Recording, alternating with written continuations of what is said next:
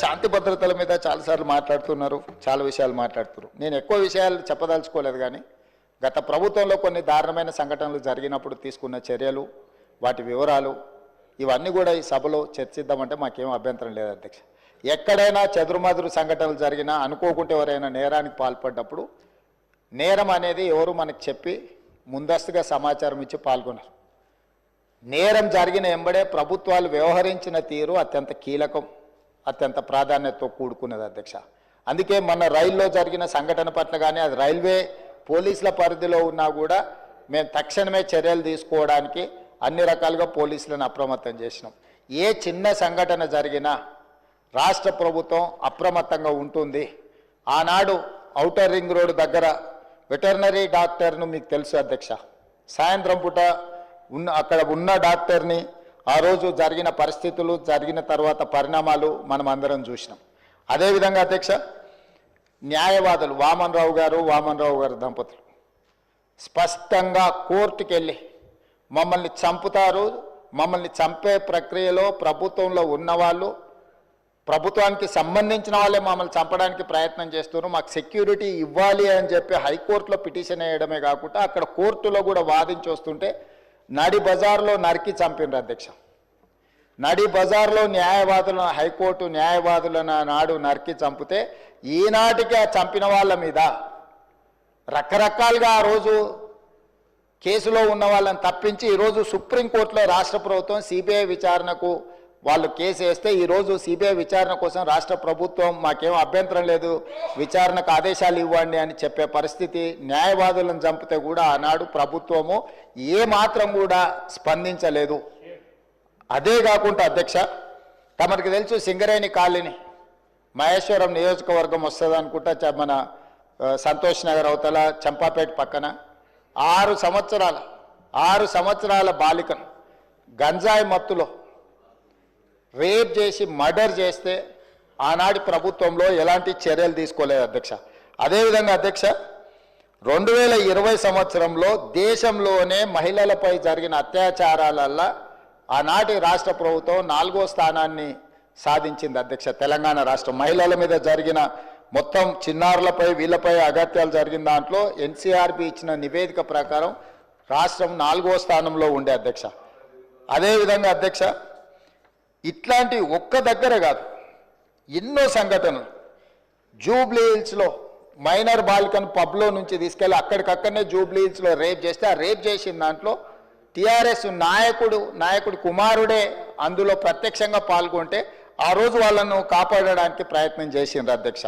అదేవిధంగా అధ్యక్ష, వక్ఫ్ board chairman కొడుకే ఆ రోజు కేసులో ఉండడానికి కేసు కట్టడం జరిగింది అధ్యక్ష.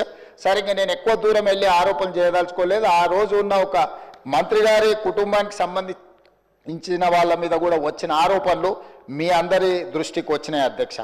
అదేవిధంగా ఈరోజు ఇట్లాంటి సంఘటనలు జరిగినప్పుడు మన అందరం కూడా బాధితుల పట్ల సానుభూతితో నుండి నేరగాళ్ల పట్ల కఠినంగా వ్యవహరించడానికి సహకరించాలి.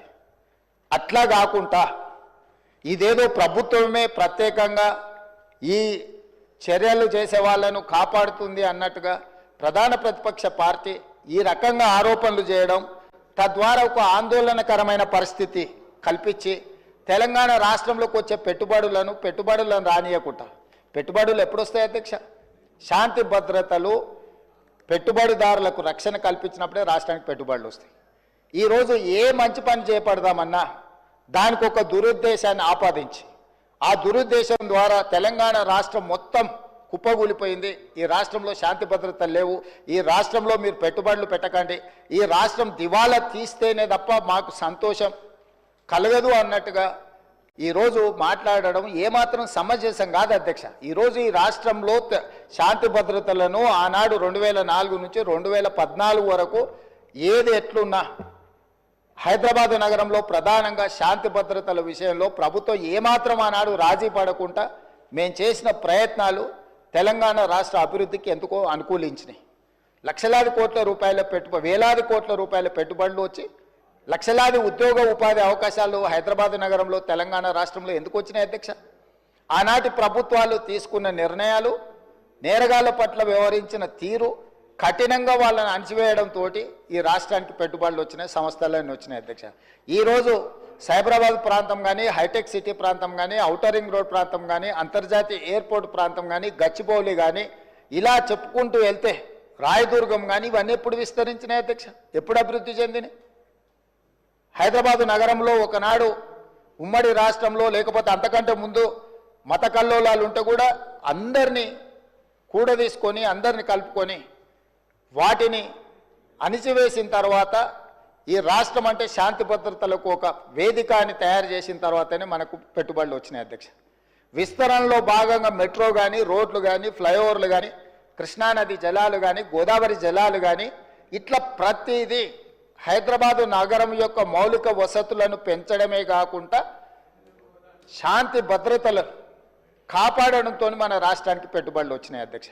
ఈరోజు ఒక మంచి ఉద్దేశంతో చేపట్టిన చర్యలను కూడా మీ స్వార్థం కోసం ఈ ప్రభుత్వం విఫలం చెందింది అని చిత్రీకరించాలన్న ఆలోచనతోని ప్రభుత్వం మీద, కాంగ్రెస్ పార్టీ మీద చేసే దాడిలో భాగంగా తెలంగాణ అభివృద్ధి మీద కూడా మీరు యాసిడ్ దాడులు చేసే పరిస్థితులు వచ్చినాయి అధ్యక్ష.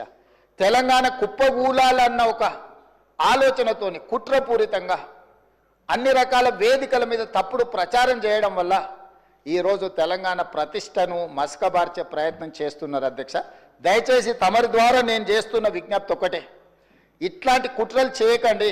ఈ కుట్రలు తెలంగాణ రాష్ట్రానికి ప్రయోజనం కాదు. రేపు భవిష్యత్తులో మీరు అధికారంలోకి రావాలన్న ఆలోచన చేస్తున్నామని మీరు పదే పదే చెప్తారు. చాలా దగ్గరలో వచ్చేసారి మేమే అధికారంలోకి వస్తామంటారు.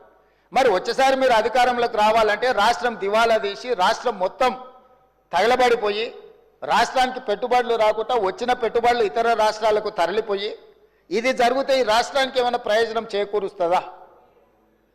ఎందుకు విజ్ఞతతోని 10 సంవత్సరాలు ప్రభుత్వం నడిపారు. గతంలో కూడా 20 ఏళ్ళలో 30 ఏళ్ళలో మేము ప్రభుత్వంలో పనిచేసినాం, తెలంగాణ కోసం ఉద్యమాలు చేసినామని ఎవరైతే నాయకులు చెప్పుకుంటున్నారో మీకు సోషల్ రెస్పాన్సిబిలిటీ లేదా? Only political responsibility, only power మాంగర్స్గా మీరు మారి అధికారం మాకు ఉండాలి, అధికారం పోతే ఒక క్షణం కూడా మేము భరించలేము, అధికారం లేకుంటే ఒక క్షణం కూడా మేము ఉండలేము అన్న విపరీతమైన పోకడలు ఏ రకంగా తెలంగాణ సమాజానికి మేలు చేస్తాయి అధ్యక్ష? ఈరోజు తెలంగాణ